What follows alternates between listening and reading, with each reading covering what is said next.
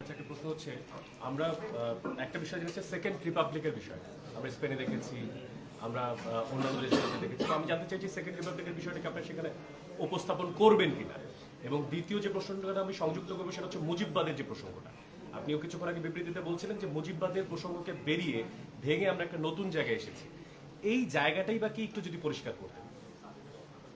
দেখেন মুজিববাদী যে সংবিধান ৭২-এর যে সংবিধান রয়েছে যে একদলীয় এক ধরনের পরবর্তীতে আমরা দেখেছি এই সংবিধানের মধ্য দিয়ে একদলীয় এক শাসন ব্যবস্থা কায়েম করা হয়েছে বাকশালী শাসন ব্যবস্থা।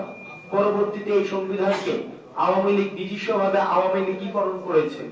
আমরা মুক্তিযুদ্ধের যে স্পিরিট গুলো ছিল এবং ৭২-এর সংবিধানে যে ধরনের যেখানে মূলনীতিগুলো যুক্ত করা হয়েছে এটা একটা হচ্ছে আধিপত্যবাদের ইনস্টলমেন্ট, একটি ভারতীয় আগ্রাসনের ইনস্টলমেন্ট হয়েছে সেখানে এবং সেটির ধারাবাহিকতা আমরা দেখেছি আওয়ামী লীগের গত এই যে ১৬ বছরে এটা নিজস্ব ভাবে নির্বাচন প্রণয়ন করা, নিজস্ব ভাবে শাসন ব্যবস্থা কায়েম করা, সেখানে জনগণের আশা আকাঙ্ক্ষার প্রতিফলন ঘটেনি।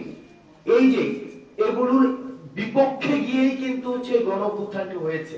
আমরা এই গণঅভ্যুত্থানে এই মানুষের যেই আমরা যে বলছি এগুলোর বিপক্ষে গিয়ে সেখানে আমরা স্পষ্ট করব আমাদের এই প্রক্লেমেশন অফ জুলাই রেভলিউশনে যে বেসিক্যালি এই মুজিববাদী সংবিধানটা কিভাবে মানুষের গণমানুষের আকাঙ্ক্ষাকে বিনষ্ট করেছে এবং ঠিক কিভাবে এটা আমরা রিপ্লেসমেন্ট করতে চাই সেটিরই হচ্ছে বহিঃপ্রকাশ হবে, সেটিরই হচ্ছে ঘোষণা হবে প্রক্লেমেশন অফ জুলাই রেভলিউশনের মধ্যে।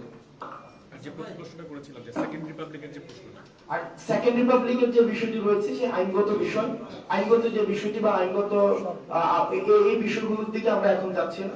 আমরা হচ্ছে এখানে জুলাই রেভলিউশনটা যেটা যেই স্পিরিটের আলোকে হয়েছে সেটিরই প্রতিফলন ঘটবে এই প্রক্লেমেশনটার মধ্যে। এই সেকেন্ড রিপাবলিকের বিষয়ে আমরা যাচ্ছি না। আমরা এখানে বলছি না যে হচ্ছে আমরা পুরোপুরি যাচ্ছি না। আমরা এখানে বৈষম্যবিরোধী ছাত্র আন্দোলনের পক্ষ থেকে জুলাই প্রক্লেমেশন আমরা ঘোষণা করব, সেটা সংবিধানে অ্যাড করে সেকেন্ড রিপাবলিক করার দায়িত্ব সেটা সরকার নেবে। সরকার কি করবে সেটা সরকারের দায়িত্ব। আমরা আমাদের জায়গা থেকে যে শ্রমিকরা, যে কৃষকরা, যে খেটে খাওয়া মজুররা এখানে জীবন দিয়েছে, যে ছাত্ররা জীবন দিয়েছে, যে সকল রাজনৈতিক দলের কর্মীরা জীবন দিয়েছে, তাদের প্রত্যেকে সেই রক্তের মূল্য দিতে চাচ্ছি। তাদের সেই স্বপ্ন হচ্ছে মুজিবকে কাল্ট বানিয়ে যেভাবে দেশের মানুষের উপর শোষণ করা হয়েছে সেই কাল্টিজম থেকে বেরিয়ে এসে বাংলাদেশের প্রতিটি কৃষক, শ্রমিক, মজুর, প্রত্যেকটি সাধারণ মানুষ নিজেরাই এই দেশের যে অংশীদার সেটা তাদেরকে আমরা বুঝাবো এবং তাদেরকে সেই অংশীদারিত্ব বুঝিয়ে দিব যে হচ্ছে এই বাংলাদেশের প্রতিটি নাগরিকের অংশীদারিত্ব বুঝিয়ে দেওয়ার জন্যই সেই 31শে ডিসেম্বর আমাদের সেই মিলিত হওয়া। একটা ছোট আগামী নির্বাচন কিভাবে হবে এই সংক্রান্ত কোনো ঘোষণা বা কোনো কিছু থাকবে কিনা প্রক্লেমেশন যেটা ঘোষণা করা হবে সেখানে হচ্ছে আমরা একটা জিনিস বলি, সেটা হচ্ছে যে ইতিমধ্যে কিন্তু ড্রাফট বিভিন্ন রাজনৈতিক দলের কাছে পাঠানো হয়েছে। বিভিন্ন রাজনৈতিক নেতৃবৃন্দ যারা হচ্ছে এই জুলাই অভ্যুত্থানে যাদের অংশগ্রহণ ছিল, আর এটা তো হচ্ছে আপামর সবার হচ্ছে অংশগ্রহণ ছিল, তো সেই জায়গা থেকে পাঠানো হয়েছে। তারা তাদের মতামত যদি কোনো জায়গায় মনে করছে সেখানে এটাকে এডিট করার প্রয়োজন, মতামত দেওয়ার প্রয়োজন, সেগুলো দিচ্ছে। আপনারা জুলাই রেভলিউশনের যখন প্রক্লেমেশনটা হবে সেই প্রক্লেমেশনের মধ্যেই দেখবেন যে আমরা সেখানে হচ্ছে ব্যাপারটা হচ্ছে ঘোষণা করা হবে যে আগামী নির্বাচন নিয়ে কিছু থাকছে কিনা বা আগামী নির্বাচনটা হচ্ছে কি আমাদের থেকে দীর্ঘদিন তো আমাদের ভোটাধিকারী ছিল না। আমাদের যে এই যে মুজিববাদী সংবিধানটা এমন ভাবে প্রণয়ন করা হয়েছে যে মানুষের তো ভোটের অধিকারী ছিল না। এই যে আপনারা এখানে বসে আছেন, এই যে আমাদের বয়সী মানুষ, আপনারা গত 3টা নির্বাচনে কি ভোট দিতে পেরেছেন? কয়জন ভোট দিতে পেরেছেন? এখন এই যে আপনারা সাংবাদিকরা এখন বলছেন যে 3টা ইলেকশন অবৈধ হয়েছে, কেউ কেউ বলছে খুব মিনমিন ভাবে, একদম স্পষ্ট ভাবে বলছে না, খুবই বলে যেন গলার টোন কিছুটা ভিতরে রেখে রেখে বলে তো গত 3টে ইলেকশনে এখানে কয়জন ভোট দিয়েছে? 2-4 জনও দেয় নাই। যে 2-4 জন দিয়েছে তারা আবার একটা দেয় নাই, তারা আবার অন্তত 25-30টা করে দিয়েছে, মানে যে 2-4 জন দিয়েছে। আর যারা দেয় নাই একবারেই দেয় নাই। তো এই যে ন্যারেশনটা আমাদেরকে বঞ্চিত করে রাখা হয়েছে, জনগণকে রাষ্ট্রীয় যে শাসনের মধ্যে আমরা রাষ্ট্রীয় শাসনের মধ্যে জনগণ কিভাবে অংশগ্রহণ করে সেটা হচ্ছে ভোট প্রদানের মধ্য দিয়ে। এই ভোট প্রদান থেকে বঞ্চিত করা হয়েছে। এই বিষয়গুলো আমরা প্রত্যাশা করছি এই জুলাই রেভলিউশনে আসবে। আর পরবর্তী নির্বাচন কাঠামো কিভাবে নির্ধারিত হবে সেটা আমাদের সংস্কার কার্যক্রম চলছে সকল রাজনৈতিক দলের মতামতের ভিত্তিতে, সেটা অবশ্যই সেই সংস্কার কাঠামোর মধ্য দিয়ে সেই বিষয়টি উঠে আসবে। আপনাকে আমি রাজু আহমেদ বাতাসের হিসেবে কাজ করি। আপনি রাজনৈতিক দলের যে প্ল্যাটফর্মের কথা বলছেন এবং ইতিমধ্যে গিয়েছে এটি ইতিমধ্যে সম্পাদন করা হবে জনমতটা আসলে কিভাবে নিলেন এই ঘোষণাপত্রে? জনগণের যে কথাগুলো থাকবে, জনগণের অধিকারের কথা থাকবে, সেটাই কি হবে? কালেকশনটা কিভাবে হবে? যে মানুষের জনমত মানুষ 5ই অগস্ট দিয়ে দিয়েছে। মানুষ যে জনমত, আপনি যদি এই আন্দোলনের ধারাবাহিকতা দেখেন জুনের 5 তারিখ থেকে 5ই অগস্ট পর্যন্ত, যে দেখেন হাসিনা বাংলাদেশে থাকবে কি থাকবে না, এটা কি এখন নতুন করে জনমত দেওয়ার বিষয়? সেটার নির্ধারণ 5ই অগস্ট হয়েছে। মুজিববাদী সংবিধান পরবর্তী বাংলাদেশে প্রাসঙ্গিক কিনা সেটা 5ই অগস্ট নির্ধারিত হয়েছে। মানুষ ভোটাধিকার পাবে কি পাবে না সেটা নির্ধারিত হয়ে গিয়েছে 5ই অগস্ট।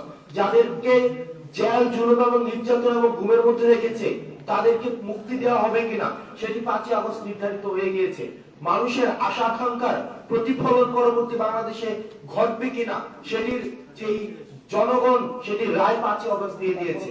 সুতরাং আমরা তারপরেও বিভিন্ন রাজনৈতিক দল যারা রয়েছে, ক্রিয়াশীল যে রাজনৈতিক দল, সুশীল সমাজ, বুদ্ধিজীবী, লেখক এবং যারা হচ্ছে বিভিন্ন যেমন রেমিটেন্স যোদ্ধা, প্রবাসী যারা রয়েছে, বিভিন্ন পেশাজীবী সংগঠন, আমরা সবার কাছে পৌঁছানোর চেষ্টা করছি, তাদের মতামত নেওয়ার চেষ্টা করছি। আমরা আবারও বলছি, এই যে আমাদের জুলাই অভ্যুত্থানের যে নেতৃত্বরা যারা রয়েছে, আমরা মানুষের ভাষাটাকে হচ্ছে আমরা রূপান্তর করার চেষ্টা করেছি। এই পুরো সময়টা মানুষ যেটা চেয়েছে সেটাকে হচ্ছে আমরা ভাষা দেওয়ার চেষ্টা করেছি। তো সেই জায়গা থেকে সেটির ধারাবাহিকতাই হচ্ছে এই প্রক্লেমেশন অফ জুলাই রেভলিউশন। মানুষের বিষয়টাতে গেল একটু আবাসন দিকে এই সংবাদ সম্বন্ধে আপনার বিরুদ্ধে একটু অভিযোগের বিষয় আমরা শুনছি এবং বিবিসি এবং এপির প্রতিবেদনের বরাদ্দ দেওয়া হয়েছে। আসলে আপনি গতকাল ফেসবুকে পোস্ট করেছেন এই বিষয়টা কি, এবং সার্জিস ভাইয়ের প্রশ্ন, আপনি খুব সম্ভবত পঞ্চমের একটি বক্তব্যে বলেছেন যে বৈষম্যবিরোধী ছাত্র আন্দোলন এবং নাগরিক কমিটি কোনো রাজনৈতিক প্ল্যাটফর্মে যাবে না, কিন্তু এর আগে কিন্তু ফলাও করে রাজনৈতিক প্ল্যাটফর্ম আসতেছে, এরকম কোনো বার্তা আসলে গণমাধ্যমে এসেছে। বিষয়টি যদি একটু ক্লিয়ার করা হয়, দুটি বিষয়। Thank you. আমার বিষয় ইতিমধ্যে স্পষ্ট করা হয়েছে, সুতরাং আপনি যে প্রেস রিলিজটির মধ্যে হচ্ছে আমার যে পুরো ঘটনা একটি গণমাধ্যম নিয়ে, গণমাধ্যমের সাংবাদিকদেরকে নিয়ে যেই আমাদের জড়িয়ে যেভাবে মানে যেই ইভেন্টটি ক্রিয়েট করা হয়েছে সেটার আদ্যপান্ত আমি সেখানে হচ্ছে বিস্তারিত ব্যাখ্যা করেছি। আর সার্ভিসের বিষয়টি আচ্ছা, পঞ্চগড়ে অ্যাকচুয়ালি যে কথাটা বলা হয়েছিল সেটা হচ্ছিল যে বৈষম্য বিরোধী ছাত্র আন্দোলন এবং জাতীয় নাগরিক কমিটি, এই দুটি যে আমাদের প্ল্যাটফর্ম, এই দুটি প্ল্যাটফর্মের কোনোটি রাজনৈতিক দল হবে না। বৈষম্য বিরোধী ছাত্র আন্দোলন পুরো বাংলাদেশের ফ্যাসিস্ট বিরোধী এই বিপ্লব যেটি রয়েছে আমাদের 24-এ, এই বিপ্লবের একটা ঐক্যের প্রতীক এবং এটা আলাদা একটা ইউনিক একটা আমাদের প্ল্যাটফর্ম। আমরা চাই আগামীর বাংলাদেশে যে কোনো এমন যদি প্রয়োজন হয় দেশ এবং দেশের মানুষের জন্য রাজপথে নামার, তখন আমাদের এই যে প্ল্যাটফর্মটি বৈষম্য বিরোধী ছাত্র আন্দোলন, সেটি এরকম একটা ইউনিক এবং আমাদের ইউনিটির সিম্বল এরকম একটা প্ল্যাটফর্ম হয়ে থাকুক। এই প্ল্যাটফর্মটি কখনো রাজনৈতিক দলে যাবে না। আরেকটি কথা ছিল আমাদের যে জাতীয় রাজনৈতিক আমাদের জাতীয় নাগরিক কমিটি, আমাদের জায়গা থেকে যেটি বলা হয়েছিল এটি একটি রাজনৈতিক শক্তি, কিন্তু রাজনৈতিক দল হবে না। এইখান থেকে জাতীয় নাগরিক কমিটি থেকে হতে পারে, বৈষম্য বিরোধী ছাত্র আন্দোলন থেকে হতে পারে, দুই জায়গা থেকে যারা আগামীর বাংলাদেশের তরুণ প্রজন্মের নেতৃত্বের জায়গাটিতে যেতে চায়, এবং আমরা বিশ্বাস করি অবশ্যই এই অভ্যুত্থানের ডিমান্ড হচ্ছে তাদের সেখানে যাওয়া উচিত। তারা নতুন কোন রাজনৈতিক দল যেটি আসছে এক বা একাধিক, সেখানে তারা যুক্ত হতে পারে, কিন্তু এই দুইটি প্ল্যাটফর্মের নামে আগামীতে কোনো রাজনৈতিক দল হবে না। যে রাজনৈতিক দল এক বা একাধিক আগামী বাংলাদেশে আমরা প্রত্যাশা করছি আমরা দেখব, সেটি অবশ্যই অন্য কোনো নামে হবে, এই বিষয়টি বলা হয়েছে।